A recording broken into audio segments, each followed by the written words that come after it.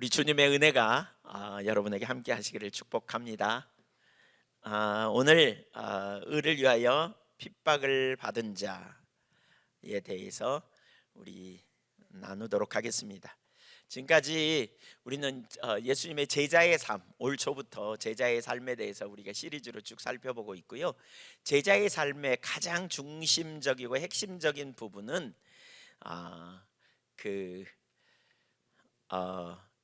이제 산상수훈의 삶이라고 말할 수 있습니다. 그 산상수훈의 삶에 있어서 우선적으로 우리가 팔복에 대해서 지금 살펴보고 있습니다. 팔복의 시작과 끝은, 그러니까 첫 번째 복과 마지막 복에서 그 복을 얻는 것이 뭐냐면 천국을 소유한다, 천국을 받는 것이다, 이렇게 말하죠. 그러니까 시작에서부터 천국을 얻는 것이고 마지막은 천국을 또한 얻는 것이다, 이렇게 말해요. 이 팔복은 결국 뭘 의미하냐면 천국 백성의 정체성을 의미하는 것이죠. 또 천국 백성이 어떤 삶을 살아야 하는지, 천국 백성의 삶이 무엇인지를 보여주기는 부분이기도 합니다. 이것은 예수 안 믿는 자들이 얻는 복이 아니고요, 예수 믿는 천국 시민, 하나님 나라 백성이 누리는 삶 또는 나타나는 삶의 특징이라고 할 수 있어요. 인위적으로 만들어내는 것이 아니라고 했습니다. 하나님과 동행하는 하나님 나라의 백성, 곧 타협하지 않고 인격적, 하나님과 인격적 관계성을 추구하는 하나님의 사람들의 삶에서 나타나는 정체성이고 실제적인 삶이라고 말할 수 있습니다. 그러니까 예수 그리스도를 주로 영접하는 것, 이게 뭐예요? 심령의 가난함 가운데 예수님을 영접하죠. 자기가 죄인이라는 사실을 깨닫고 우리 주 예수 그리스도의 은혜 없이는 도무지 소망이 없는 자임을 인식하고 예수 그리스도를 믿음으로 말미암아 의롭게 됨으로 하나님의 백성이 되죠. 천국 백성. 천국 백성이 되면 더 이상 죄가 우리 가운데 없는 것 같이 느껴지는 기쁨이 있는데, 처음 예수 믿고 인격적인 주님을 만날 때 기쁨이 있는데, 그 다음에도 여전히 우리 속에 죄가 올라오는 걸 보면서 애통함이 있죠. 슬퍼하는 거예요. 자신의 모습, 죄성 때문에. 이 애통함을 반복해서 경험하면서 결국 깨닫는 게 뭐예요? 내 안에 답이 있는 게 아니구나. 우리는 자기가 잘 사는 모습을 보이고 싶고 그걸 자랑하고 싶고 누군가에게 좋은 평가를 받고 싶은데, 알고 봤더니 나는 좋은 사람이 아니고 본질적으로 하나님 앞에 합당한 존재가 아니고 본질적으로 내가 상당히 악하고 본질적으로 죄인이구나, 이걸 인식하는 과정을 거쳐서 우리가 그 과정이 애통함인데, 그 과정을 통해서 우리가 온유함으로 가는 거죠. 여기 온유함은 뭐예요? 자기가 누군지 진짜 아는 거예요. 하나님의 시각으로 나를 봐요. 하나님의 관점으로 봐요. 그렇게 보니까 내가 심각한 죄인이고 진짜 선함이 없고 나는 전혀 의롭지 못하고 나는 정말 말할 수 없는 심각한 죄인이라는 사실을 발견하는 자리까지 가는 거죠. 그리고 그걸 발견하게 될 때 우리가 어떤 일이 벌어져요? 온유함에서 우리는 더 이상 상처도 안 받고, 그렇다고 우리가 우리의 연약함을 변호하는 일도 하지 않아요. 누군가에게 지적을 받을 때 자기가 그런 자임을 알기 때문에. 이런 사람은 다른 한편으로는 자기 안에 답이 없기 때문에 하나님을 향해 의에 줄이고 목마름이죠. 여기 의에 줄인다는 말은 디카요시네라는 말인데, 헬라어로 그것은 정의, 공의, 이런 의미예요.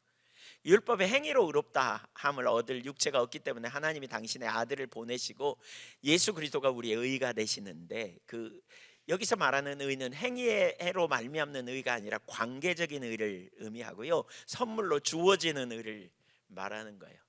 그런데 자기 안에 답이 없기 때문에 의 대신 주님을 추구하는 거죠. 의 대신 주님을 추구하는 거예요. 주님을 갈망하는 거예요. 주님을 알기를 원하는 거예요. 그래서 의에 줄이고 목마름으로 하나님을 추구하는 삶을 살죠. 이런 사람은 다른 한편으로는 이웃을 보면서 긍휼히 여겨요. 전에는 판단하고 전에는 정죄하고 그랬다면 이제는 다른 사람을 긍휼히 여기는 거예요. 긍휼히 여기는 거예요. 가끔 제가 이런 걸 느껴요. 어떤 때는 와서 이렇게 얘기해요. 목사님 설교를 들으면 저를 지적하는 것 같아요. 이렇게 느껴요. 혹시 여러분 그렇게 느꼈다면요, 용서하십시오. 사실 제가 누군데 여러분을 지적하겠어요. 저도 그 말씀 앞에서 정말 심각해요. 제가 정말 고백할 수 있는 게 여러분 중에 누구도 저보다 더 잘 살지 않을까, 이런 생각을 제가 해요. 하나님 앞에 나아가면 나아갈수록 제 중심을 돌아보면 얼마나 합당하지 못한지, 얼마나 자주 실패하고 넘어지는지, 결단하지만 또 얼마나 자주 주저앉는지, 제가 그런 경험 되게 많이 해요. 예. 그러니까 제가 여러분이 잘못한 거 보고 지적한다고 느끼지 마세요. 혹시 그렇다면 제가 아니라 하나님 말씀이 여러분을 드러낸다, 이렇게 보시면 좋을 것 같아요. 어쨌든 우리가 우리 자신을 바라볼 때 정말 소망이 없다는 사실을 알기 때문에 우리가 다른 사람에 대해서 인간적인 관점으로 판단하거나 평가하는 게 아니라 긍휼과 자비로, 사랑으로 다른 사람을 섬기고 대하게 되는 거죠. 이게 긍휼의 마음이 긍휼. 그래서 긍휼이 여기는 자리로 우리가 가게 되는 거죠. 이런 사람은 어떻게 해요? 한편으로 하나님을 추구하기 때문에 그 마음에 뭐가 없어요? 걸림돌이 없어요. 제껴요. 자꾸 시편 131편에 보면 의에 줄이고 목마른 사람은 하나님을 추구하기 때문에 뭐예요? 그 마음에 가리는 것. 시편 131편에 여호와여, 내 마음이 높지 아니하며 내 마음이 교만치 아니하며 내가 미치지 못할 기이한 일에 힘쓰지 않겠나이다. 예. 실로 그러면서 대신에 뭐예요? 하나님을 향해 젖대 나이가 엄마 품을 사모하는 것처럼 내 영혼이 주님을 사모합니다. 젖대 나이가 엄마를 사모하는 것처럼 그렇게 하나님을 향한 갈망이 있어요. 그렇게 되니까 어떤 일이 벌어져요? 청결해요. 마음에 가리는 게 점점 없어져요. 하나님과 나 사이가 아주 밀접해져요. 그래서 마음이 청결함으로 하나님을 인식하게 되는 거죠. 항상 하나님을 인식하며 사는 거죠. 하나님 앞에 교만이 내려지니까. 우리가 왜 생각이 많냐면, 왜 우리가 하나님 앞에 잘 못 나가냐면 자기 자신을 바라보고 자기를 기대하기 때문에 잘 못 나가는 거예요. 그러나 자기가 내놓을 게 없다는 사실을 알기 때문에 주님께 초점을 두고 주님이 오셔야 되는 걸 알기 때문에 찾고 구할 때 마음이 청결해지고, 이 청결한 가운데 있는 사람은 이웃을 이제 화평케 하는 사람이죠. 우선 자기 자신이 화평을 경험해요. 염려도 바뀌고 문제도 바뀌고, 하나님을 인식하니까 하나님께 맡기면 되더라, 하나님이 함께 하시면 되더라, 이걸 아는 거예요. 그래서 화평케 하는 마음이 우리 안에 일어나는 거예요. 우리 안에 평강이 있고 자기 안에 기쁨이 있고 자기 안에 말할 수 없는 어떤 상황에서든지 주님 안에서 참된 안식과 자유함과 평화가 있는 거죠. 이런 사람이 다른 사람에게 평화의 길로 인도하는 거죠. 그 첫 번째가 평강의 복음으로 인도하는 거라 그랬잖아요. 다툴 거 없어. 그거 자기중심이야. 그거 내려. 주님 안에서 그거 내리고 하나님의 길로서 우리가 이렇게 화목해 하는 자리로 나갈 수 있는 것이죠. 이런 사람이 이제 어떻게 해요? 마지막으로 가는 게 뭐예요? 의를 위하여 핍박을 받는 것이죠. 의를 위하여 핍박을 받은. 왜 의를 위하여 핍박을 받습니까? 왜? 그러니까 네 번째 복이 뭐예요? 그 의에 줄이고 목마름이죠. 이건 내면이에요. 하나님을 추구해요. 의에 줄이고 목마름은 하나님을 찾는단 말이에요. 그러면 여덟 번째 그 의를 위하여 핍박을 받으면 뭐냐면, 이렇게 내면에 하나님을 추구하고 주님을 따르고자 하는 삶을 살아가는 사람의 외면적 삶이 뭐냐? 의를 따라 행하기 때문에 그래요. 주님을 따라 행하기 때문에 그래요. 그래서 오늘 이제 이걸 살필 건데 우선 하나씩 보죠. 첫째, 의를 위해 핍박받음의 의미.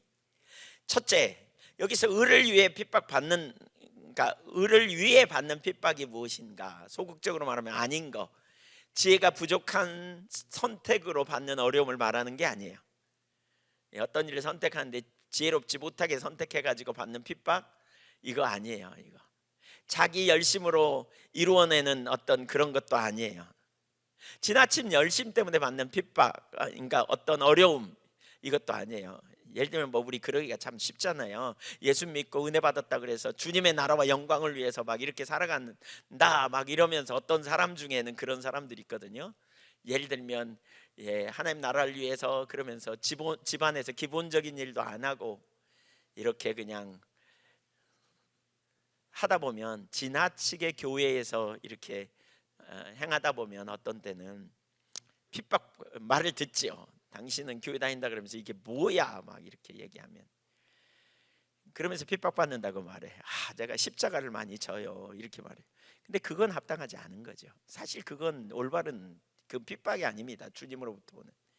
그럼 본인이 균형 잡힌 시각. 예를 들면 이제 또 그런 거 있죠. 왜 어떤 때 보면 가끔 새벽 기도 같은 데 와가지고 어떤 분은 기도할 때 지나치게 크게 해요. 막 다 쓸어버려. 그 주변에 아무도 못 가. 예, 크게 기도하는 거 매우 좋아요. 저도 크게 기도하는 거 되게 좋아하는데 어떤 때는 너무 크게 막 하면 주변 사람들이 기도가 어려울 때도 있거든요. 제가 이런 말 하면 좀 조심스러워. 나들으라고 하나 뭐 이런 사람. 네, 예, 누구 들으라고 하는 건 아니에요. 네, 그렇다고 듣지 말라는 말도 아니지만, 네, 아니, 예, 그런 과거에 누가 금요 기도에 와가지고 기도하면 제가 눈 뜨고 보면 그 주변엔 다 떠나 다른 자리로. 전에 섬기던 교회에서 공간이 작을 때, 그러니까 이러면서 이제 좀 조용히 하세요, 같이 기도하게 이런 말 하면 핍박받는다 그래. 그건 핍박이 아니죠. 그건 화합하고 연합하는 거잖아요. 배려하고 섬기는 걸로. 그러니까 지나친 열심으로 어떤 때는 질서를 깨뜨리거나 예의 없이 행하는 것, 이것은 핍박이라고 말할 수는 안 되죠. 그것 때문에 고난을 받는 경험, 이것을 핍박이라고 말하면 잘못이죠. 주님은 뱀처럼 지혜롭고 비둘기처럼 순결해라 라고 말씀하시잖아요.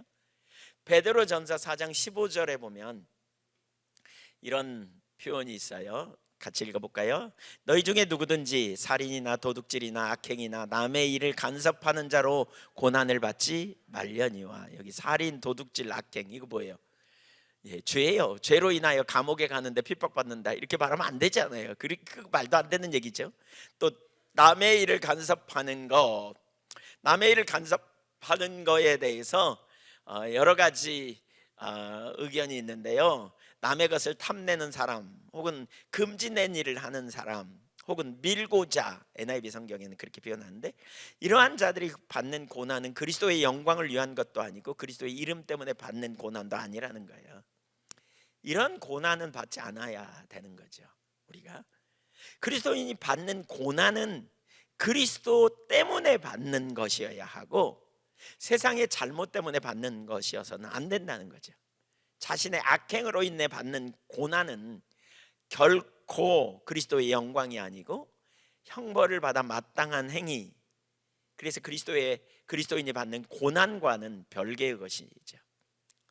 오늘 본문에서 말하는 의를 위한 핍박은 기독교인으로 받는 핍박을 의미해요.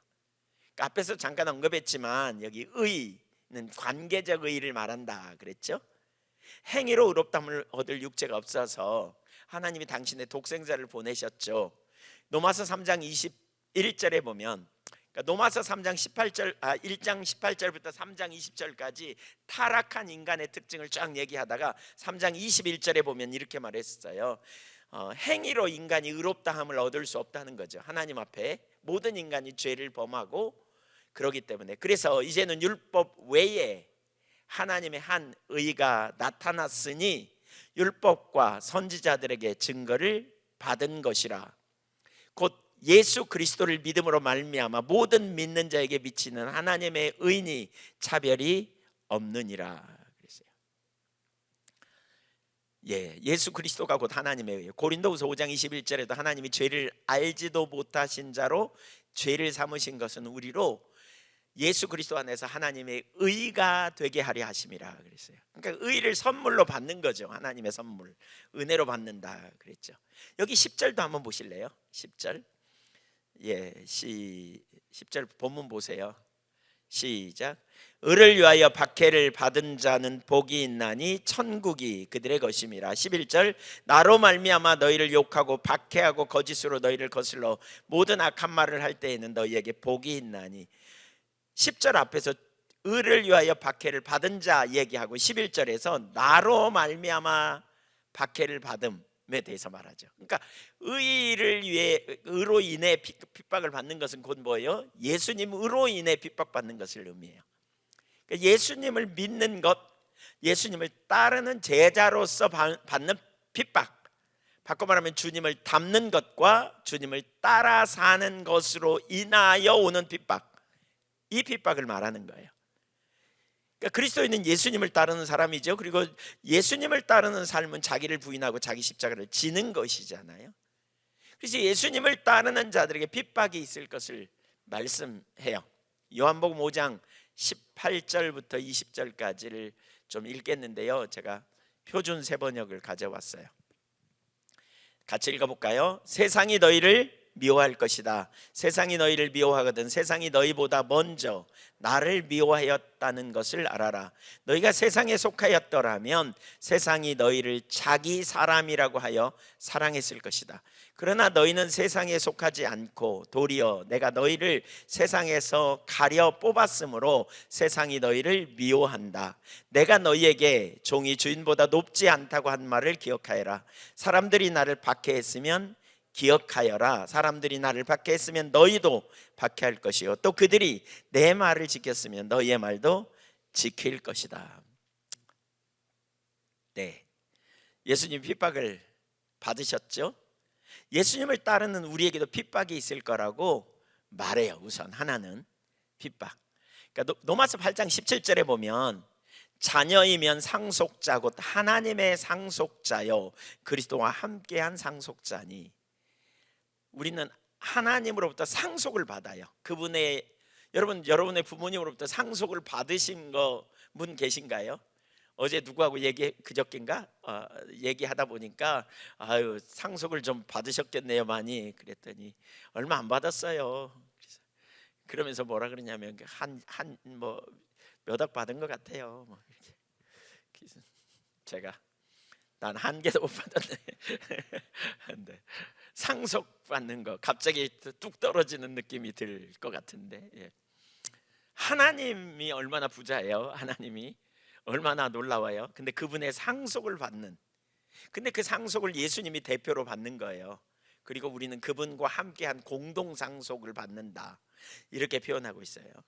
그러니까 우리가 주님의 상속자인데 그런 어떤 유산, 영광 이런 것도 있다면 다른 한편으로 고난도 함께 받아야 한다는 거죠.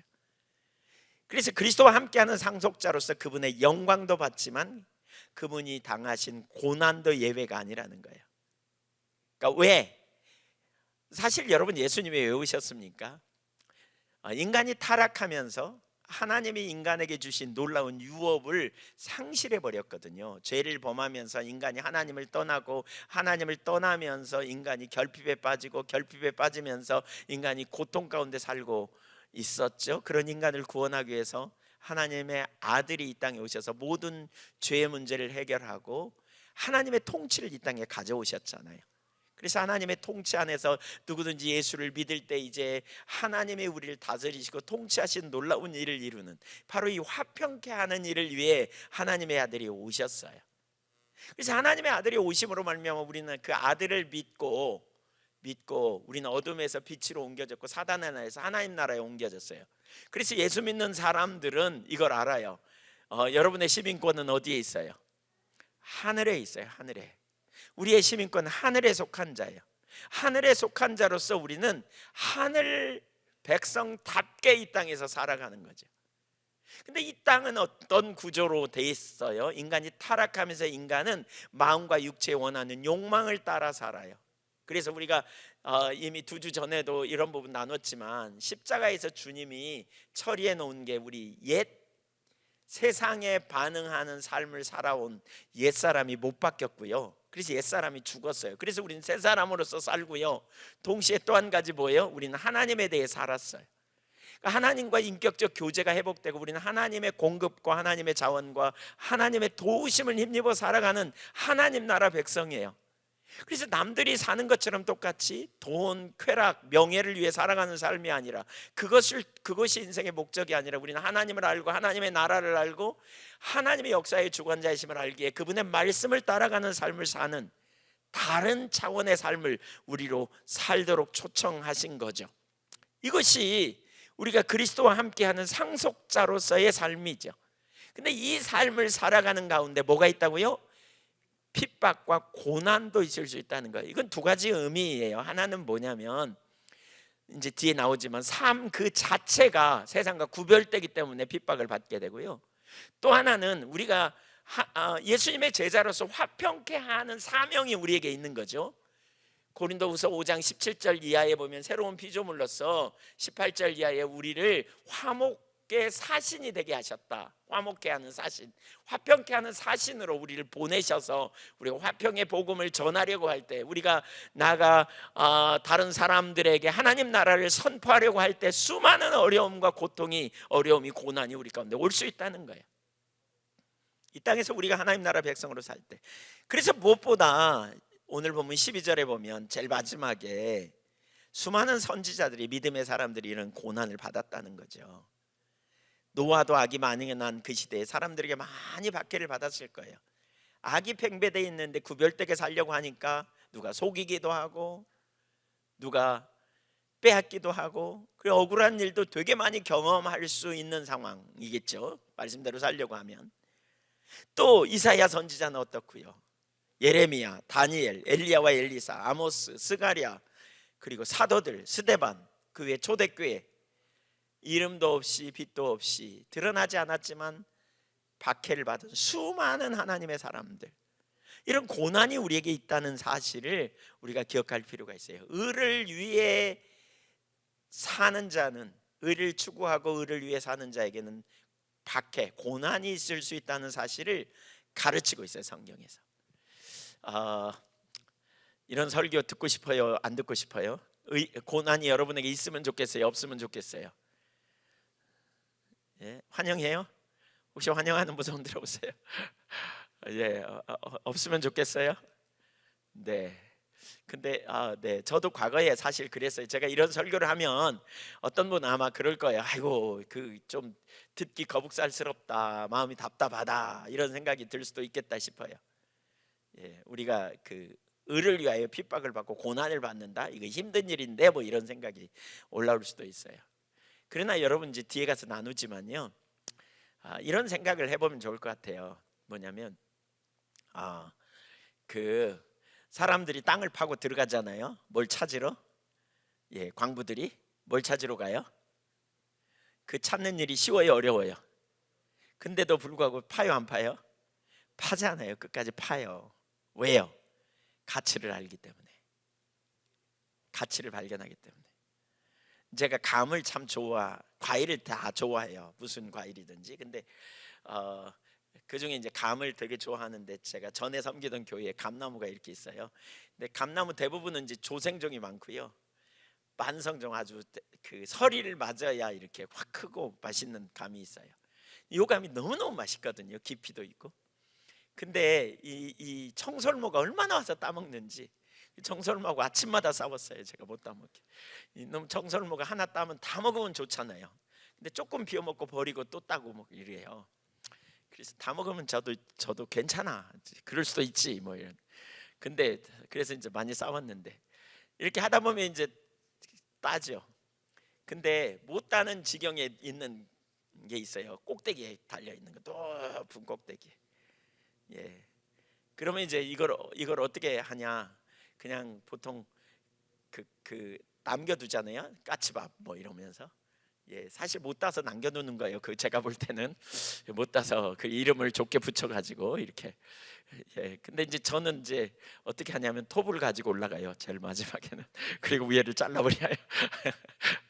예, 그랬더니 누가 어떻게 갈수록 키가 줄어든다고 이렇게 감나무가 다 위에가 한다. 예, 기꺼이 따르죠. 감 안 좋아하는 사람은요, 제가 하는 행동으로 미쳤다 그럴 거예요. 안 좋아하는 사람. 네, 꼭 그렇게까지 뭐 이런 거죠. 네. 어떤 데 가서 뭐 그물질을 한다든가, 이렇게 취미로, 아니면 낚시를 한다든가, 아니면 뭘 밭에 가서 뭘 캔다든가, 산에 가서. 안 좋아하는 사람은 미친 짓이에요. 근데 좋아하는 사람은, 가치를 아는 사람은 그 다음 날 그냥 허리가 아파서 죽을지언정 그 일을 하잖아요. 의를 위하여 핍박을 받는다는 것에 대해서 우리는, 그러니까 가치를 알면 그게 힘든 일인지 잘 몰라요. 때로는 어떤 데 선교사님들 만나보고 이렇게 찾아가 보면 그런 분들이 참 많아요. 되게 힘들게 살아요. 되게 어려워요. 엄청 고생하는 것 같아. 참 마음이 아파요. 아이고, 이렇게 고생스러운데 어떻게 사냐고. 근데 놀라운 말을 해요. 그분들이 뭐냐면 뭐가 고생이냐고. 하나도 고생 안 하다고. 처음에는 그냥 만용으로 그런 줄 알았는데 진짜 이 고생인 줄 모르고 사는 거예요. 이게 왜 그러냐면 가치를 알기 때문에 그러는 거예요. 가치를. 여러분, 의를 위하여 핍박을 받는다는 것을 혹시 여러분이 아직 이 가치를 잘 몰라서 이 설교를 들으면서 유난하다 이렇게 평가하고 귀를 닫아버릴까 봐 제가 나누는 거예요. 예, 그것이 얼마나 가치 있는지 알면 그 어려움이 있어도 뚫고 가잖아요. 기꺼이 가잖아요. 그게 알면 바로 그걸 우리가 기억해야 돼요. 왜 그렇게 믿음의 선진들이 그 삶을 살았을까? 왜 그렇게 아브라함이, 왜 그렇게 이삭이, 왜 그렇게 수많은 하나님의 사람들이 그 삶을 살 수 있었을고, 또 예수님은 왜 그렇게 그 일을 위해 십자가를 지시고 수많은 믿음의 사람들이 그렇게 했을까? 그 가치를 알았기 때문이다 라고 말할 수 있어요. 두 번째, 의를 위해 핍박받는 이유. 그렇다면 이들이 왜 박해를 받았는가? 그들이 까다로운 사람이었기 때문일까요? 그들이 특출나서 그럴까요? 아니에요. 의로운 사람으로 하나님의 뜻을 따라 경외함으로 살려고 했기 때문이에요. 그들 모두는 하나님 나라 백성으로서 하나님을 경외함으로 하나님의 뜻을 따라 살기 위해 애를 썼던 사람들이에요. 그것이 그러면 다른 사람에게 손해를 끼치는 일일까요? 절대로 그렇지 않아요. 참된 기독교인은 다른 사람에게 손해 끼치지 않습니다. 오히려 다른 사람에게 위로를 주고 특별히 어려운 사람들을 도우려고 힘쓰고, 무엇보다 경건한 하나님의 뜻대로 살아간 사람은 이웃을 섬기는 자리에 있어요. 그럼에도 불구하고 그들이 핍박받는 이유가 뭘까요? 그들이 다르기 때문이에요. 그들이 다르게 사는 삶을 추구하기 때문에 그래요. 하나님은 우리를 부르셔서 이 땅에 두신 이유는 이 땅에서 하나님 나라 백성으로 하나님 나라의 영광을 드러내도록 부르신 거예요. 의뢰를 위하여 박해받은 자들의 정체는 하나님의 성품인 정의를 삶에서 실천하는 사람들. 그래서 구약의 선지자들이 많은 박해를 받았던 거예요. 그들이 박해를 받은 것은 하나님의 공의와 정의를 선포하고 그분의 뜻을 실제로 삶 가운데서 택했기 때문에 그들은 하나님이 요구하시는 그분의 뜻을 따라 살아야 한다는 자각을 갖고 있었기 때문에, 이게 하나님과의 관계에서 기본적인 자세이기 때문에 그렇게 살지 못하는 사람들이 그들을 핍박하고, 또 그들 옆에 가면 자기들의 악이, 자기들의 문제가 뭔지 드러나기 때문에 핍박하는 자리에 있었다고 볼 수 있어요. 심령의 가난함으로 우리는 우선 심령의 가난함으로 우리는 믿음으로 하나님의 의를 선물로 받았죠. 에베소서 2장 8절에 이것이 하나님의 선물이라, 이는 누구든지 자랑치 너희가 그 은혜를 인하여 믿음으로 말미암아 의롭다함을 받았다. 그러면서 이것은 하나님의 선물이니 자랑치 못하게 하려 함이라 그랬어요. 죄를 알지도 못하신 자가 우리를 대신해서 죽으심으로 우리는 의롭게 됐어요. 이제 그리스도 안에서 예수를 믿는 자는 우리가 의인이 된 거죠. 하나님의 은혜로 그 의인이 되었어요. 그렇다면 자 보세요. 여러분 의인 맞아요? 예수 믿음으로? 그렇다면 하나님이 주신 의의 본질은 뭔가? 무엇이 의의 본질인가? 하나님은 레위기 11장 45절, 베드로전서 1장 16절에서 동일하게 말하는데, 내가 거룩하니 너희도 거룩할지어다 라고 말해요. 내가 거룩하니 너희도 거룩하라. 우리가 거룩한 삶을 살기를 원하시는 거죠. 여러분, 우리가 구원받는 것은 뭐예요? 우리를 그냥 어떤 죄악된 상태에서 구원에 대해서 따로 두면서 네 맘대로 살아라, 이게 구원이 아니잖아요. 구원은 결국 뭐예요? 우리를 이끌어서 누구께로? 하나님께로 이끄심이잖아요. 하나님과의 친밀한 관계로 이끄심. 그래서 출애굽기 19장에도 보면 너희를 애굽에서 구원해내서 광야에서 독수리 날개로 업어 내게로 인도하였다 그러거든요.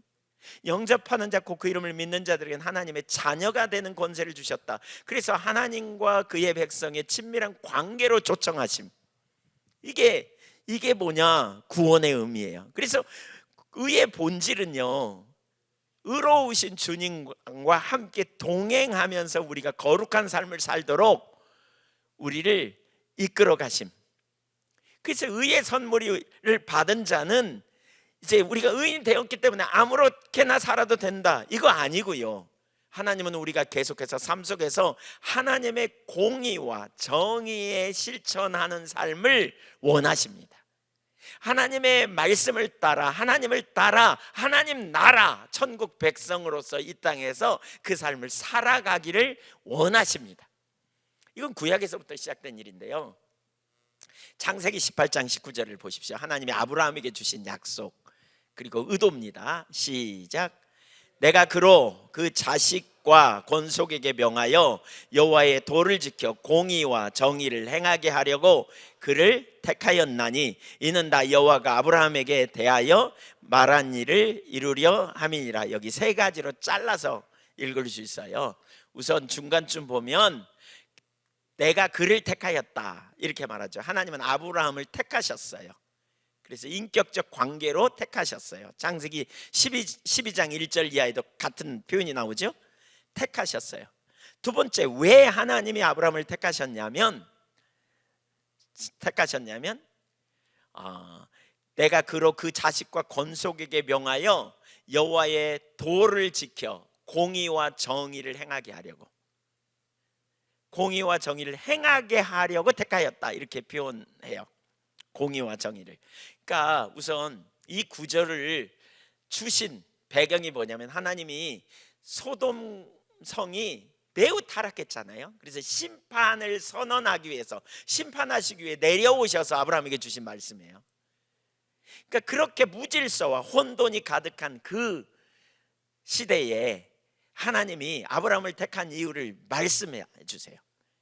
그러니까 창세기 12장에 보면 하나님이 처음 아브라함을 택하실 때 어떤 배경을 가지고 있냐면, 인간이 타락해 가지고요, 하나님 없는 삶을 꿈꾸는 그 일을 하는 아주 그 극치에 이르렀을 때가 뭐냐면 바벨탑 사건이거든요. 창세기 11장. 바벨탑을 쌓아 자기들의 이름을 내고 흩어짐을 면하고 하나님의 명령을 정면으로 배반하고 하나님 없는 삶을 꿈꾸는 그 시대에 하나님이 오셔서 심판하셔서 싹 쓸어버릴 수도 있지만 하나님은 구원하기로 작정하시고 한 사람 아브라함을 택하시고 아브라함을 통해서 열방이 복을 받는 축복을 누리게 하려고 하십니다.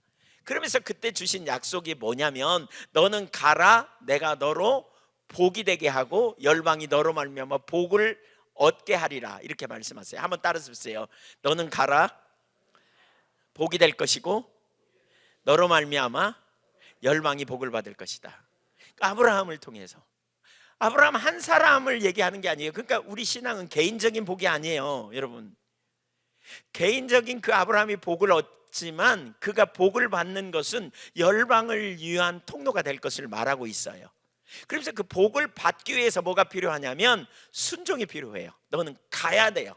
본토 친척 아비 집을 떠나 가야 돼요. 여기서도 똑같이 세 가지가 나와요. 한번 따라서 보세요. 선택, 윤리,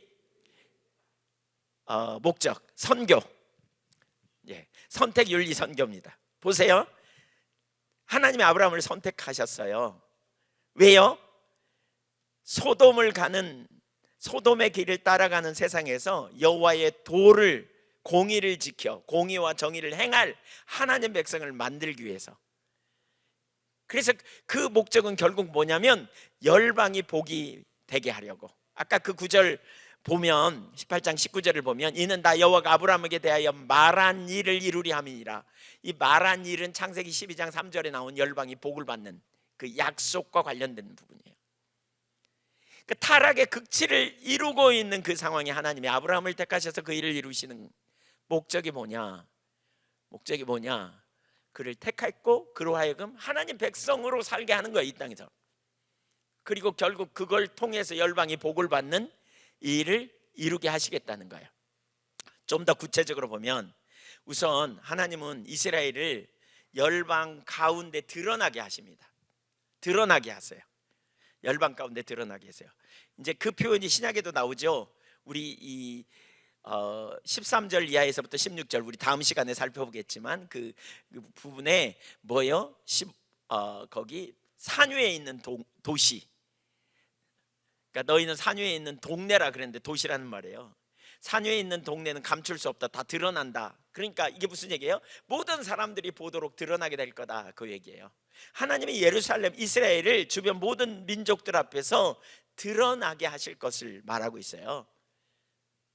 에스겔서 5장 5절을 좀 읽어봅니다. 시작. 주 여호와께서 이와 같이 이르시되 이것이 곧 예루살렘이라 내가 그를 이방인 가운데에 두어 나라들이 둘러 있게 하였거늘. 나라들이 둘러 있다는 말은 모든 나라들이 다 보게 했다는 거예요. 보게 했어요. 쇼윈도어 백성. 쇼윈도어. 그러니까 유리로 있는 속에서 보게 해야 되는.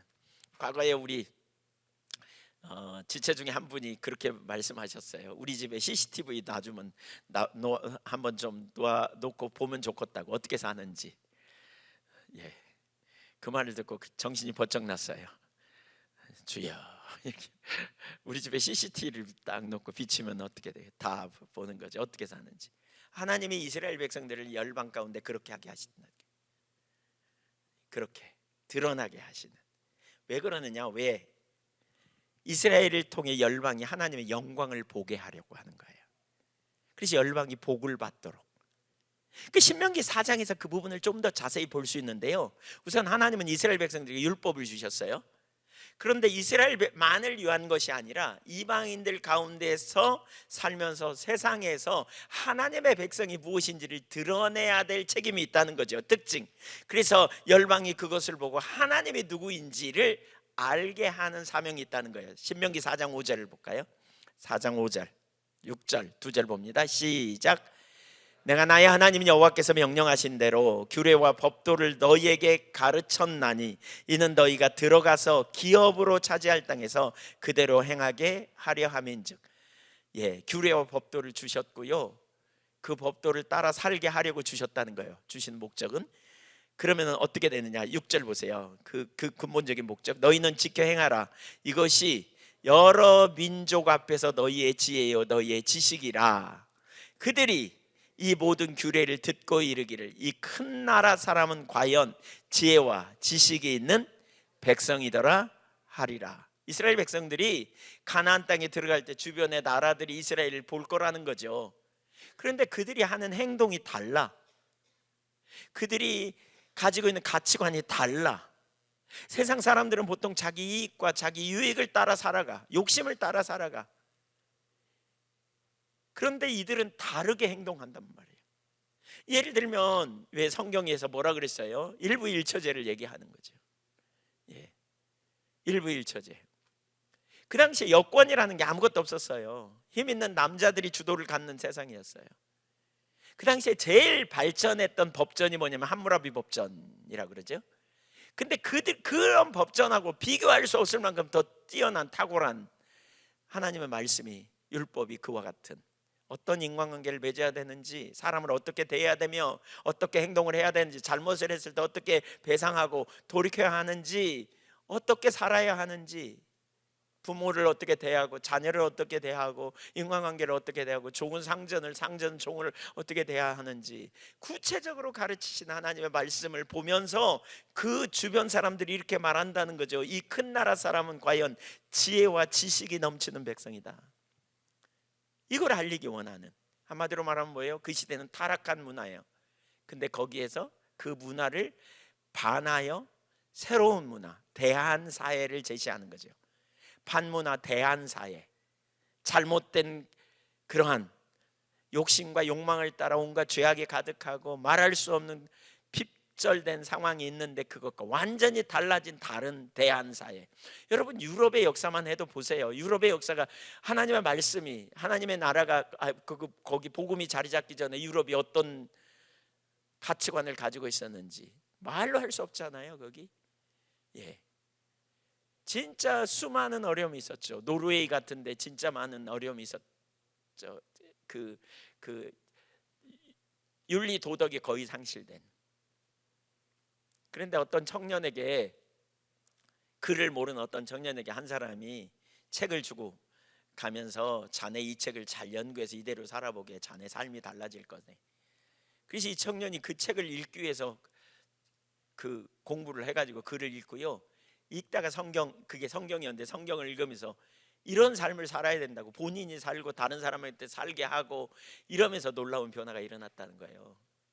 로렌 커닝햄이라고 그 YM 예수전도단 그 총재가 그분이 그 노르웨이 국왕을 만났더니 우리나라가 갑자기 이렇게 잘 살게 됐는지 모르겠다고, 그래서 잘 모르냐고 그러면서 이 얘기를 해줬다는 거예요.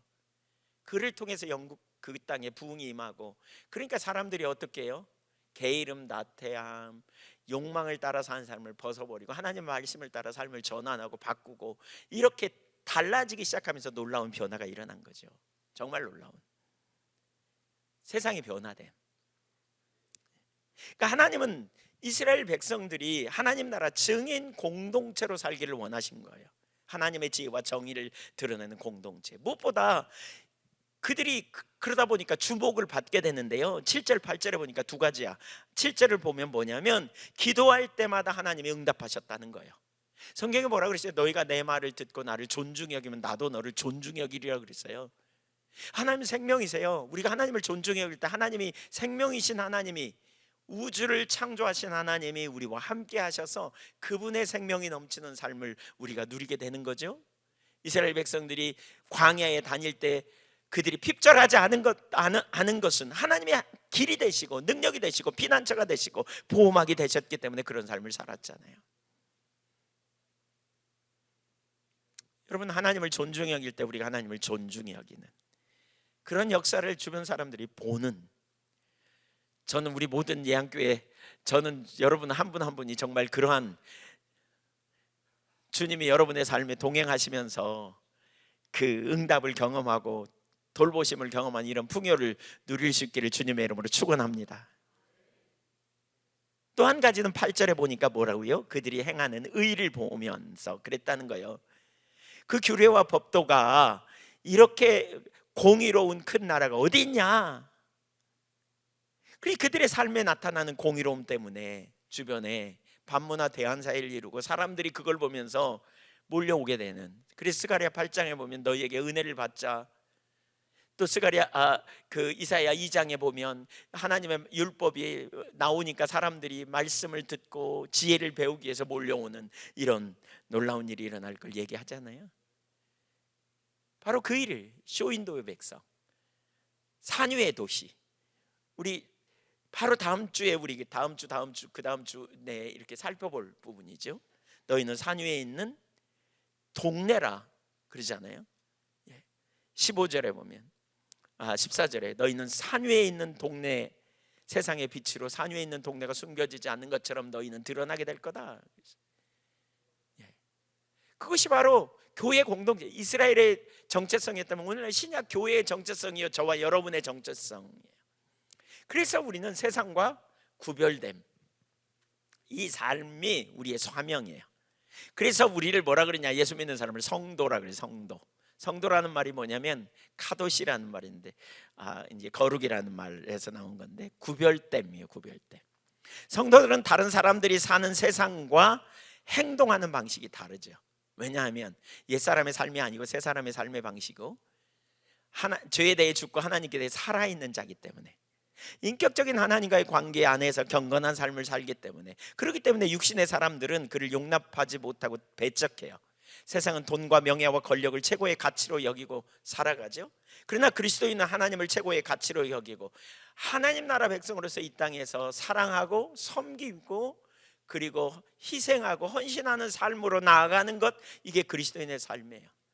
오늘날 교회 가운데 이런 정체성이 많이 희미하게 되어져서 예수 믿는다고 말하면서 온갖 죄에 관여하고 또 참 그런 자리에 가버리는 것이 오늘날 심각한 현실이지만, 그러나 참된 그리스도인은 하나님의 뜻을 따라요, 하나님의 말씀을 따라 살아요. 천국 백성으로서 하나님 나라 법칙을 따르죠. 그리고 그 삶을 살라고 선포하고요. 그러다 보니까 어떻게 해요? 세상을 정죄하는 자리에 서는 거죠. 그래서 예수님은 이제 아직 예수님을 잘 모르고 자기를 드러내라고 이렇게 조롱하듯이 말하는 자기 동생들에게 예수님이 이렇게 말씀합니다. 요한복음 7장 7절을 보실래요? 시작. 세상이 너희를 미워하지 아니하되 나를 미워하나니 이는 내가 세상의 일들을 악하다고 증언함이라. 예수님이 하나님의 통치를 가져왔어요. 친히 그 삶을 사셨어요. 하나님의 주권 아래 예수님이 들어가셨을 뿐만 아니라 삶으로 그렇게 구별되게 사셨고, 그래서 사람들은 예수님을 미워했어요. 왜냐하면 예수님이 말씀과 삶을 통해 세상을 정죄하는 자리에 섰거든요. 그리고 이제 주님을 닮고 따르는 그리스도인들도 똑같이 동일한 일들이 일어난다는 거죠. 세상이 당신의 주님의 백성들을, 주님을 따르는 걸 미워해요. 왜냐하면 그리스도인의 삶이 구별되게 살아가면요, 사람들의 악함이 드러나게 돼 있어요. 자신들의 어둠이 드러나요. 그래서 함께하는 거 싫어해요. 같이 하는 거 별로 안 좋아해요. 안 좋아해요.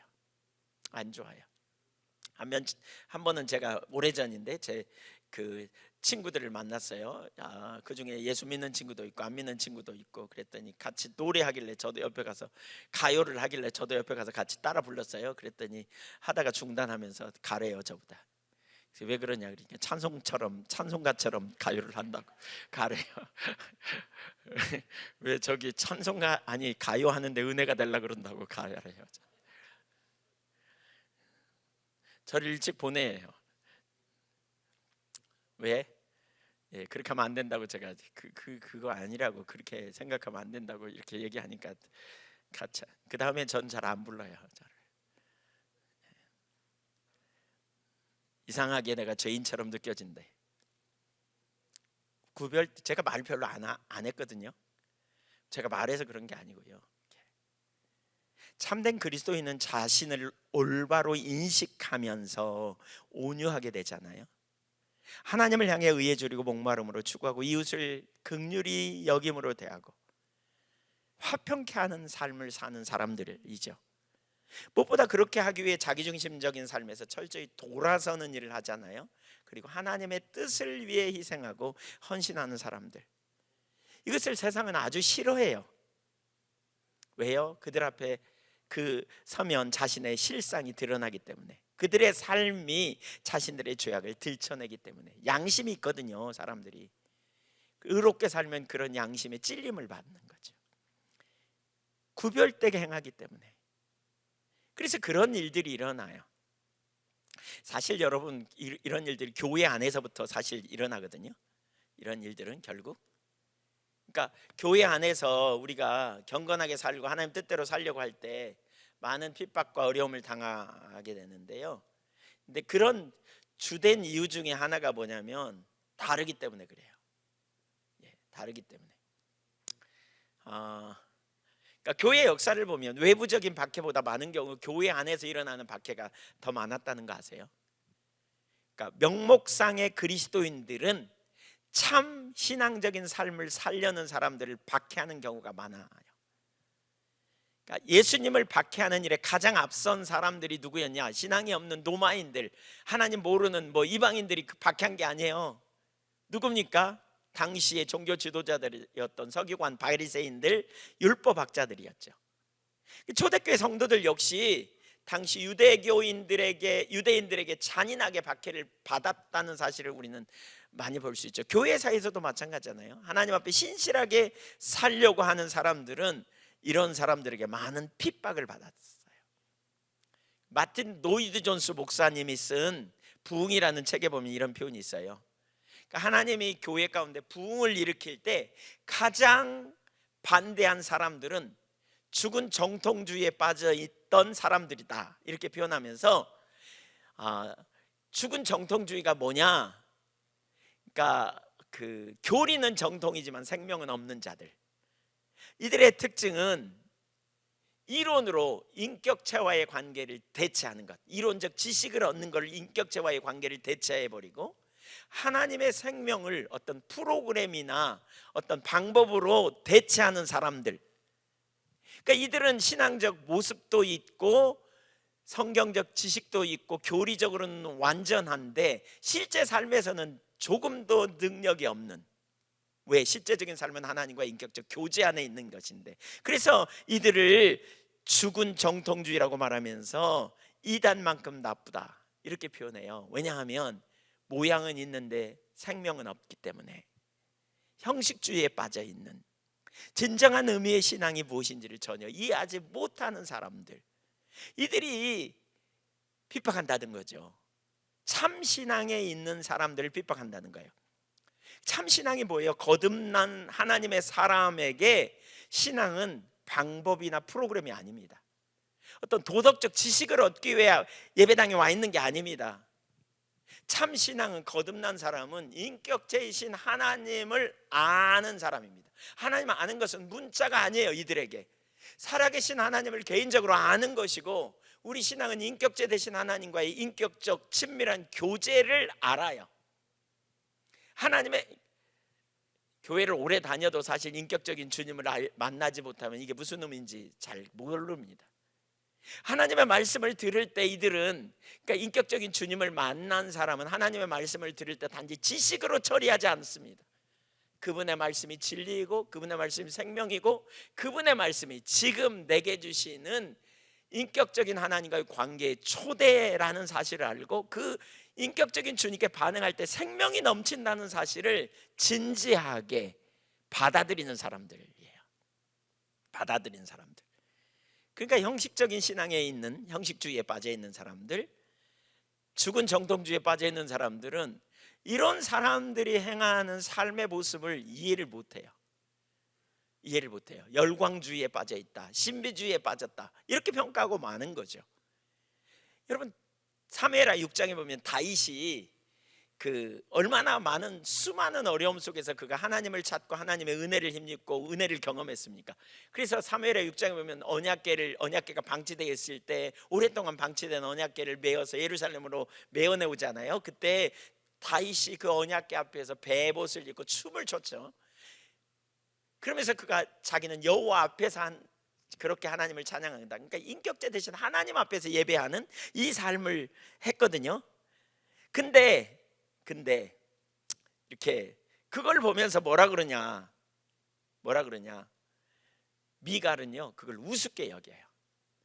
그 모습을 이해하지 못해. 형식적인 신앙에 있던, 여러분, 미갈이 불신자가 아니에요. 미갈은 그 시대에 유대인으로서 하나님을 믿었고, 그 아버지 사울도 하나님을 믿었던 사람이고 예배를 되게 강조한 사람이에요. 그러니까 그 딸로서 하나님을 모르는 게 아니에요. 근데 다윗이 한 행동을 도무지 이해하지 못하는 거죠. 하나님과의 관계에 진지하면 삶이 달라요. 바울 사도는 그러니까 형식주의에 빠져 있는 이런 사람들을 육체를 의지하는 사람들로 표현하면서 갈라디아서 4장 29절에 이렇게 말합니다. 갈라디아서 4장 29절 한번 볼까요? 시작. 그러나 그때 육체를 따라 난 자가 성령을 따라 난 자를 박해한 것 같이 이제도 그러하도다. 이게 누구 얘기냐면, 하나님이 아브라함에게 아들을 주신다 그랬잖아요. 근데 그 아들을 속히 안 주시니까 그 아브라함의 아내 사라가 자기 몸종을 자기 남편과 동침시켜 갖고 아들을 얻어요. 그 함무라비 법전에 보면 그 당시에 여인이 아이를 못 낳으면 그 자기 몸종과 남편을 동침하게 해서 아들을 낳으면 그것이 그 주인의 아들이 되는 이런 법칙이 있대요. 그래서 그렇게 한 거죠, 말하자면. 그래서 아들을 얻어. 그 아들이 누구냐면 이스마엘이에요. 이건 육체를 따라 난 자라고 표현하는데, 이것은 인간적인 방법으로 난 거다, 이걸 지금 표현하는 거예요. 근데 그보다 훨씬 시간이 지나서 도무지 소망이 없을 때 하나님이 아브라함에게 사라를 통해서 아들을 주시잖아요. 그러니까 그걸 뭐라 그래요? 믿음으로 난 아들이라 그러죠. 약속을 따라 난 자, 성령을 따라 난 자라고 여기 갈라디아서 4장 29절로 다시 올려주세요. 거기 이렇게 표현하고 있어요. 근데 이스마엘이 이삭을 핍박했다는 거죠.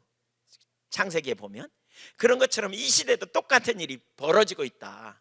육체를 따라 난, 형식주의에 기초한, 인본주의에 기초한 이러한 신앙이 참 신앙, 인격적인 하나님을 신뢰하고 하나님의 은혜로 하나님을 신뢰함으로 하나님만 믿고 의지하는 이런 신앙을 핍박한다.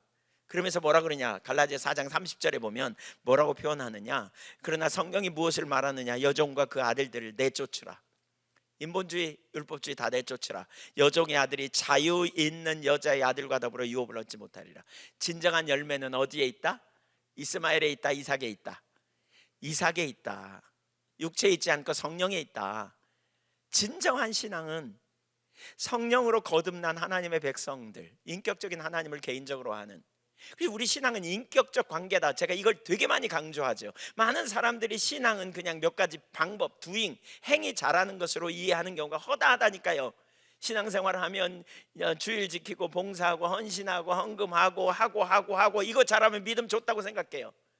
좋을 수도 있지만 아닐 수도 있어요. 본질이 있어요. 그 본질이 뭐예요? 인격적인 하나님을 개인적으로 알고, 우리 신앙은 인격적 하나님과의 관계 안에서 하나님께 반응하고 하나님을 향해 나가는 거예요. 이 본질이 없는 예배는 거짓 예배예요. 형식적인 예배에 불과해요. 입술뿐인 예배예요. 이걸 이사야 29장 13절에 이사야 시대에 이걸 뭐라 그래요? 입술뿐인 예배라고 말하는 거죠. 우리 신앙은 하나님과의 관계죠. 이게 참 신앙이에요. 참 신앙. 인격제 대신 하나님과의 개인적인 교제. 근데 형식주의에 빠져 있으면 성령의 조명으로 인격제 대신 주님을 개인적으로 만나고 그게 자라가지 않으면 신앙이 그냥 두잉 열심히 하는 것으로, 어떤 의식 지키는 것으로, 그리고 신앙이 성경 도덕적인 원리를 배워서 삶 속에서 적용시키는 것으로만 이해하면 몰라요. 이 진지한 관계가 뭔지 몰라요. 그러니까 보면 유단 떠는 것 같아. 꼭 그렇게 할 필요가 있어? 막 이렇게 말하는 거예요. 막 꼭 그렇게 살아야 돼? 막 이렇게 막 말하는 거예요. 그게 너무하잖아. 넌 광신자야. 막 이렇게 말하는 거예요. 넌 지나쳐서 넌 너무 지나쳐. 막 이렇게 말하는 거예요. 도무지 이해가 안 돼.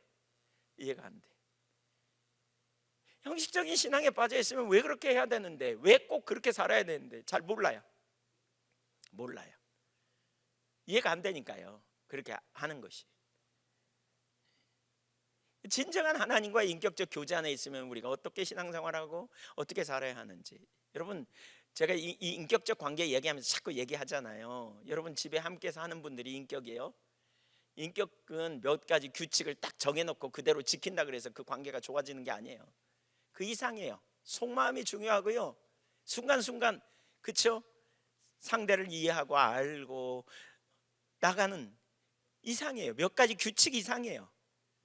이게 우리의 신앙이라고요. 이 신앙을 이해하지 못하면 우리가 유난 떤다고 말하기도 하고, 그래서 핍박이 일어난다는 거예요. 하나님의 임재가 뭔지, 하나님의 은혜가 뭔지, 하나님과 동행하는 삶이 뭔지 잘 모르니까 왜 그렇게 하는지가 안 될 때가 있죠.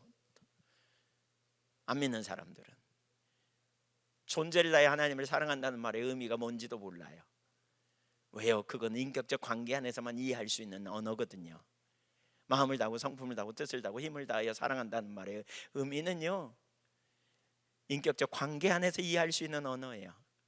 두 사람이 사랑할 때 어떻게 사랑해요? 진짜 존재를 다해 사랑하는 것처럼 사랑하잖아요. 열정에 불붙으면. 하나님과 우리와의 관계도 이러한 관계성을 얘기하는데 그게 뭔지 모르니까 왜 그렇게 행동하는지, 왜 그렇게 반응하는지, 왜 그렇게 민감하게 반응하는지 잘 몰라요. 저 사람이 왜 그러는지. 꼭 그렇게까지 할 필요가 있나, 뭐 이렇게 말하면서 자기 아는 수준에서 판단하고 평가하기 때문에 핍박이 오는 거죠. 두 사람이 똑같이 신앙생활을 해도 한 사람을 핍박할 수도 있는 거죠. 그러니까 잘 모르니까. 제가 과거에 어느 지방에 가서 목회자 세미나를 요청해서 가서 목회자 세미나를 2시간 했어요. 그랬더니 끝나고 났더니 지역의 리더가 이렇게 말하더라고요. 저한테. 물이 너무 맑으면 고기 안 살아. 꼭 그렇게까지 해야 되나? 좀 너무한 것 같아. 그렇게 사는 사람이 어디 있어? 무슨 말이에요? 그렇게 전하면 사람들 안 모인다는 거예요. 교회 부흥 안 된다는 거예요. 그러니까 그렇게 전해갖고 어떻게 교회가 세워지냐? 또 그렇게 사는 사람이 어디 있냐? 여러분, 인격적인 하나님과의 관계를 잘 못 만나보지 않고 또 진정한 인격적 관계 안에서 신앙이 자라지 않으면 이런 말 해요. 꼭 그렇게 할 필요 있어? 그냥 최선을 다하면 되는 거지. 신앙 그냥 나름대로 최선을 다하면 되는 거야. 거기까지 해야 돼? 이런 말 합니다. 이런 말. 뭐가 문제입니까? 여러분, 우리가 인격적인 사랑의 관계 안에 있다면 거기까지만 해. 난 더 이상 너한테 내 마음도 안 주고 나는 더 이상 안 해. 이게 진정한 관계가 잘할 수 있는 관계인지 생각해 보세요. 그냥 그건 형식적인 관계예요. 어느 정도의 관계. 근데 주님이 우리에게 원하시는 관계는 사랑의 관계되 존재를 다해 사랑하는 관계고요. 하나님이 먼저 우리를 위해 독생자를 아끼지 않고 내놓을 만큼 우리에게 모든 것 주시기를 기뻐하시는 분이셨어요. 그러면서 우리에게 뭐라 그래요? 너도 나를 사랑하라고. 어떻게 해요? 내가 너희를 사랑한 것처럼 존재를 다해. 그리고 이웃을 그렇게 사랑하라 그러잖아요. 네. 그러다 보니까 이런 관점에 있으면, 이런 관점에서 있다 보면 세상과 별반 다를 바가 없습니다. 오늘날 교회가 이렇게 가면 사실 너무 수치스럽고 좀 조심스러운 얘기지만, 교단 안에도 교회 안에도 무슨 일을 처리할 때, 행정적인 일을 처리할 때 이렇게 정치가 있죠. 리더가 세워지고 그 밑에 일꾼이 세워져서 일을 감당해내잖아요. 근데 되게 마음에 맞는 사람을 가까이 두고 싶어 하죠. 내 마음에 맞는 사람. 예. 마음에 맞는 사람을 세워야 일을 한다, 이런 얘기를 막 해요. 그래서 제가 그랬어요. 제가 자기 마음에 맞는 사람을 세우려고 하면 그건 자기 일이지 하나님의 일이 아니지 않냐. 헌신된 사람이라면 그가 누구든지 하나님의 일을 하려고 할 거다. 근데 표현 방법, 행하는 거 이런 게 좀 다를 수 있지만, 의견이 다를 수 있지만 다 하나님의 사람이다. 그러면 의견이 다른 게 그게 잘못된 거냐? 아니다. 의견 다른 거는 하나님이 우리를 폭넓게 하나님의 일로 초청하는 것인데 우린 그걸 싫어하죠. 그래서 일을 잘하냐 못하냐가 아니라 내 마음에 맞냐 안 맞냐, 내 말대로 따라오냐 안 따라오냐, 이런 사람들을 세우고 싶어 하는, 그리고 그렇게 하려고 하는, 지극히 세상적인 거죠. 인본주의적이고 세상과 똑같이 하는 거죠. 구별이 없는 이런 자리에 있게 될 때 우리가 얼마나 심각한 자리에 있는지. 그러니까 하나님의 기준 가운데 길을 따라 가려고 하는 것이 쉽지 않은 거죠. 핍박도 있고 고난도 있고 어려움도 있고. 그래서 경건하게 살고자 하는 자가 핍박을 받는다는 거예요. 수많은 믿음의 사람들이 그런 일을 경험하는 거죠. 저희가 오래전에 영국에, 네, 죄송합니다. 시간이 훅 날아가 버렸어요. 네, 네. 제가 오래전에 영국의 스코틀랜드에 가게 됐어요. 거기 그 성지 순례처럼 이렇게 가게 됐어요. 근데 수많은 사람이 그 교회 내에 핍박을 받아 순교하고 막 이런 감옥이 있더라고요. 근데 노천 감옥이에요. 지붕이 없는 노천 감옥. 근데 감옥의 담이 어느 정도냐면 제가 보니까 제 한 허리 정도 담이에요. 아무리 적어도 이거 노력하면 그냥 넘어갈 수 있는 정도예요. 근데 그런 노천 감옥에다가 수많은 사람을 집어넣고 거기서 죽게 만들었다는 거예요.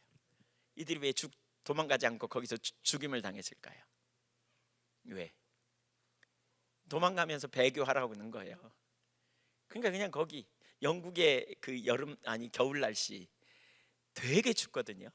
실제로 눈이 막 오고 막 비가 오고, 아니 막 눈이 오고 막 그러진 않는데 비가 계속 내려요. 추적추적 이슬비.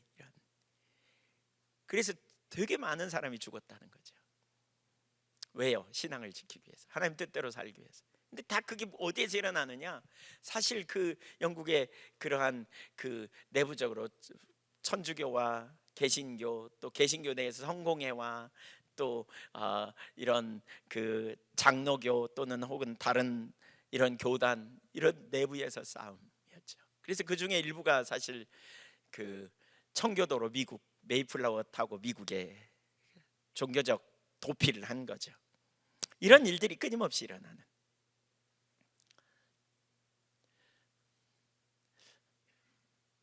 네, 시간이 이렇게 빨리 가버렸는지 모르겠네요.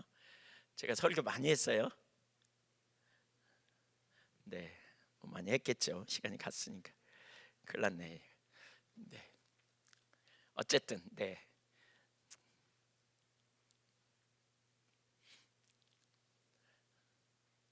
금방 마치겠습니다. 너무 염려하지 마십시오. 네.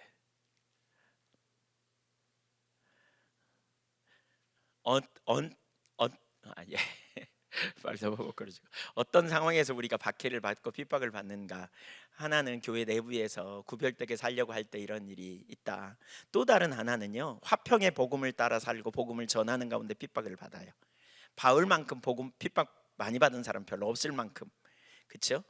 근데 이제 우리가 주님의 뜻대로 살려고 할 때 되게 많이 핍박을 받고요, 화평의 복음을 전하라는 소명을 우리가 받잖아요, 그렇죠? 바울은 핍박자였지만 본인이 나중에 은혜 받고 복음전하러 다니면서 고린도후서 11장에 보면 수많은 어려움을 당하죠. 11장 23절부터 27절에 보면 강도 위험, 시내 위험, 수많은 위험, 광야에서의 위험, 40에 하나 감염을 5번 두드러 맞는 그런 위험, 박해, 어마어마하게 많은 박해, 이런 어려움들이 있죠. 여러분은 예수 믿는 것 때문에 핍박을 받은 분, 경험 있는 분 손 들어 보실래요? 네, 있으시군요. 네, 그러니까 어떤 환경으로 인하여 그런 핍박을 받기도 하고 복음을 전하면서 우리가 받는 어려움들도 있죠. 네, 우리 주변에도 그런 분들이 참 많이 있어요. 제가 아는 분들 중에서도 사실 그런 어려운 환경에서 부모님들이 반대해서 교회 다니는 것 때문에 어마어마하게 핍박받고 어려운 고통받은 분들도 알아요. 그러나 신앙을 끝까지 지키고 이렇게 나아가는, 그래서 나라를 위해 기도하고요, 핍박이 있는 그런 환경 우리가 정말 기도해야 돼요. 자, 간단히라도 나누겠습니다. 어떻게 박해를 맞이하는가, 어떻게 박해 어떻게 돼야 되는가. 거기 5장 11절에 보면 그런 표현이 있어요. 욕하고 그러니까 너희를 욕하고 박해하고 거짓으로 너희를 거슬러 모든 악한 말을 할 때, 이런 말로 인한, 또 폭력으로 인한, 이런 여러 가지 다양한 방편으로 이렇게 핍박이 있는데요, 우리가 되게 중요한 게 보복해서는 안 돼요. 보복하려는 마음은 합당하지 않아요. 어떻게 해야 되느냐? 첫째, 피할 수 있으면 피해야 돼요. 마태복음 10장 23절에 이 도시에서 박해를 하거든 저 도시로 피하라 그랬어요. 일부러 박해받을 필요는 없다는 거죠. 생명을 던져 의를 지켜야 할 경우도 있지만, 그런 경우는 당연히 우리가 그걸 견뎌야 하지만 그것이 아니라면 피하는 것이 의로운 거라는 거죠. 어떤 사람은 박해받는 것 자체를 의를 위한 증명서로 생각하기 쉬운데 그렇지 않아야 된다는 거고요. 두 번째, 박해를 피할 수 없다면 잠잠히 수용하라는 거예요. 예수님이 그러셨잖아요. 이사야 53장 7절에 잠잠한 양같이 입을 열지 않는, 인내가 요구되죠. 은혜를 구함으로. 이때 우리가 기억할 사실은 감당치 못할 시험을 하나님은 허락지 아니하시고 시험 당할 쯤에 뭘 주신다? 피할 길을 주신다. 이 사실을 기억하는 거예요. 그러니까 핍박의 순간에도 우리가 인내를 가지고 하나님을 믿음으로 바라보고 견뎌내는, 이것이 우리에게 필요해요. 필요해요. 세 번째로, 박해하는 자를 위해 기도해야 돼요. 박해하는 자를 기도해요. 5장 44절에 나는 너희에게 이르노니 너희 원수를 사랑하며 너희를 박해하는 자를 위하여 기도하라 그랬어요. 왜 박해해요? 사실 박해의 목적은요, 우리로 하여금 의를 포기하게 만들려고 하는 거예요. 의를 포기하게. 원한을 품거나 미워하는 것은 의를 포기하는 거예요. 하나님 백성으로서 우리는 구별된 하나님 나라 백성으로서 이 땅에서 하나님 나라의 삶을 살아가는 거예요. 이게 뭐예요? 이게 천국 백성의 우리의 정체성, 우리의 삶이어야 된다 그랬죠. 그래서 핍박이 있을 때 여러분 뭐예요? 세 가지. 피할 수 있으면 피하고, 두 번째 뭐라고요? 잠잠히 수용하고, 피할 수 없다면 세 번째, 박해하는 자를 위해 기도하라. 보다 적극적인 표현이 나와요. 12절에 기뻐하고 즐거워하래요. 기뻐하고 즐거워하래요. 이게 이제 사실 우리의 오늘 설교의 핵심이라고 할 수 있는데, 왜 기뻐하고 즐거워할 수 있어요? 우리의 신분이 누군지 알기 때문에, 천국을 소유한 하나님 나라 백성임을 알기 때문에요. 알기 때문에. 그래서 우리가 그렇게 할 수 있어요. 우리는 그뿐만이 아니라 천국에 가서 큰 상을 받을 것을 알고 있기 때문에 그런 거예요. 우리가 하늘에 속했고 거기서 받을 상을 받을 것임을 우리가 알고 있기 때문에 그래요. 로마서 8장 18절에 보면 이렇게 말해요. 생각하건대 현재의 고난은 장차 우리에게 나타날 영광과 비교할 수 없도다. 우리가 장차 큰 영광을 받을 것이기 때문에 그래요. 그래서 기뻐하라는 거예요. 한번 따라해보세요. 고난은 박해는 하나님 나라 백성의 증거다. 네. 그래서 우리가 기뻐할 수 있다는 거예요. 요한계시록 2장 10절 보세요. 예, 뭐예요? 여기 환난을 받으리라 죽도록 충성하라 이렇게 말하고 있죠. 그러면서 생명의 면류관을 내게 주리라. 생명의 관, 생명의 면류관. 예, 우리가 생명의 면류관을 받을 것이다 라고 표현하고 있어요. 그때 받을 상급이에요. 한번 보세요. 보세요. 이게 보세요. 우리의 시민권 어디에 있다? 우리는 하나님 나라 소속이에요. 우리 아버지는 누구예요? 하나님이에요. 근데 하나님이 우리를 이 땅에 두셨어요. 그러니까 이 땅에서 어떻게 살아야 돼요? 하나님 나라 백성답게 살아가는 거예요. 하나님 나라 백성답게 사는 거예요. 그렇게 사니까 사람들이 싫어하기도 하고 때로는 어려움이 오기도 하고 문제가 오지만 우리는 꿋꿋이 하나님 나라 백성으로 이 땅에 살아가는 거예요. 이때 우리가 봐야 될 게 뭐예요? 하나님을 보는 거예요. 하나님 나라 백성으로서 우리가 그 나라에 받을 상급을 보는 거예요. 내가 누군지, 내가 어디로 갈 건지, 내가 거기 갈 때 나를 기다리고 있는 것이 뭔지 이걸 분명히 아는 사람. 고린도후서 4장 17절 18절에 보면 우리가 잠시 받는 환난에 경한 것이 지극히 크고 영원한 영광에 중한 것을 우리에게 이루게 함이니 우리가 주목하는 것은 보이는 것이 아니요 보이지 않는 것이니 보이는 것은 잠깐이요 보이지 않는 것은 영원함이라. 여러분, 기독교인이 받는 핍박. 몇 년 전에 요르단에서 우리 선교사님 두 분이 그 시리아에서 온 난민을 전도해가지고요 복음을 전했어요. 전도 못하다가 전도를 해가지고 이분들 성경 공부를 해가지고 이분들이 예수 믿게 되고 세례를 받았어요. 그래서 그분들 위해 기도해달라고 그래서 기도했는데 어느 날 새벽에 카톡으로 그 세례 받는 장면이 이렇게 왔어요. 새벽에 산 높은 데 올라가서 계곡에 가서 사람들 아무도 없는 데서 이제 세례를 주는데 침례하는 거죠, 이렇게. 근데 그 사진을 제가 보면서 깜짝 놀란 게요, 주는 분도 받는 분도 말로 할 수 없는 감격에 사로잡혀 있는 그림. 그때 두세 사람 세례 받은 것 같은데 제 기억으로는 두 분이 세례를 주는 건데 얼마나 감격과 기쁨에 있는지 제가 그걸 보면서 참 되게 도전이 되더라고요. 그분들 여러분 세례 받는 거 뭘 의미한 줄 아세요? 무슬림을 버리고 기독교인이 되는 거 뭘 의미한 줄 아세요? 어마어마한 핍박이 올 수도 있어요. 집안에서 완전히 그냥 왕따 당할 수도 있어요. 근데 어쩜 이렇게 기뻐할까? 그분들이 어떻게 이렇게 감격스러울까? 물에서 올라와서 눈물인지 물인지 잘 모르지만 그 물이 막 얼굴에서 이렇게 있는 그런 그림. 이렇게 그러면서 말할 수 없는 감격과 기쁨. 어떻게 그럴 수 있을까? 어떻게? 하늘에서 우리의 시민권이 하늘에 있고 상급이 있음을 보기 때문에 그런 거예요. 가장 좋은 것이 우리에게 있음을 여러분 보면서 이 땅에서 우리가 삶이 다가 아니고 영원한 나라가 있음을 믿으시기를 바랍니다. 정말 위로되는 한 가지만 얘기하고 마치면요, 보세요. 어느 날 그 훗날 바울이 되는 사울이 이렇게 예수님 핍박했잖아요. 근데 다메섹 도상에 갈 때 예수님이 정오의 해보다 더 빛난 빛으로 나타나셔가지고 사울아 사울아 네가 나를 어찌하여 핍박하느냐 이렇게 말하셔요. 그러니까 여러분 사울이 예수님을 핍박했어요? 예수 믿는 사람을 핍박했어요? 그런데 예수님 뭐라 그러면 어째요? 네가 날 핍박하냐 이러거든요. 무슨 얘기예요? 우리가 예수의 이름으로 핍박받을 때 주님은 그것을 자신의 핍박으로 여기시고 저와 여러분을 도우시고 함께 하시고 능히 이기게 하시고 능히 승리케 하신다는 사실을 믿으시기 바랍니다. 이것이 얼마나 큰 유로요, 얼마나 큰 능력인지. 우리 주로 말미암는 그러한 승리, 믿음의 승리, 능히 이기게 하시고 승리케 하실 줄로 믿습니다. 기도하겠습니다.